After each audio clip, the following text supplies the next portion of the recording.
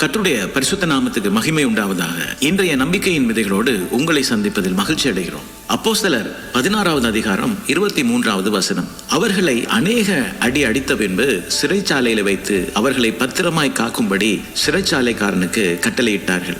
பெரியமானவர்களே, இங்கே பவுலும் சீலாவும் சிறைச்சாலையிலே அடைக்கப்படுகிற நேரத்தில் அவர்களை அநேக அடிகளை அடித்து தழும்புகள் உண்டாகத்தக்கதான காயங்களோடு தான் சிறைச்சாலையிலே அவர்கள் வைக்கப்பட்டார்கள். ஆனால் அந்த தழும்புகள், அந்த காயங்கள், அந்த வருத்தங்கள், அது எதுவுமே அவர்களுக்கும் தேவனுக்கும் இடையில இருந்த உறவை அங்கே தடுக்க முடியவில்லை. Praise the Lord. பிரியமானவர்களே, இந்த இடத்துல எங்கே எல்லாம் துதி பலிகள் செலுத்தப்படுகிறதோ அங்கே எல்லாம் தேவனுடைய அற்புதமான கரம் இறங்கி வருகிறது. Praise the Lord. இந்த இடத்துல துதியை ஆண்டவர் உதடுகளின் காலை என்று வேதத்திலே நமக்கு குறிப்பிடுகிறார். பிரியமானவர்களே, அன்று எலியா அந்தி பலிகளை செலுத்தி முடித்த பின்பு வானத்திலிருந்து அக்கினி இறங்கினது என்று வேதத்திலே வாசிக்கிறோம். அதே போலதான் இங்கே பவுலும் சீலாவும் வருத்தங்கள் இருந்தாலும் பலவீனங்கள் இருந்தாலும் அங்கே அவர்கள் துதி பலிகளை ஏறெடுக்கும் பொழுது பரலோகம் அவர்களுக்காக இறங்கி வருகிறது. சிறைச்சாலை அஸ்திவாரங்கள் அசைகின்றன. பிரியமானவர்களே, கர்த்தர் இங்கே நமக்கு கற்றுக் கொடுக்கிற ஒரு காரியம், சூழ்நிலைகள் ஒரு பொருட்டல்ல. நம்முடைய உதடுகளின் காலை எங்கே எல்லாம் செலுத்தப்படுகிறதோ அங்கே எல்லாம் விடுதலை உண்டு. வியாதியா இருக்கலாம், பலவீனமா இருக்கலாம், சத்துருவின் போராட்டங்களா இருக்கலாம். ஆனால் துதிகளை கர்த்தருக்கு ஏறெடுத்து பாருங்கள், அந்த இடத்திலே கர்த்தர் உங்களுக்காக இறங்கி வருவார். Praise the Lord. பிரியமானவர்களே, இன்று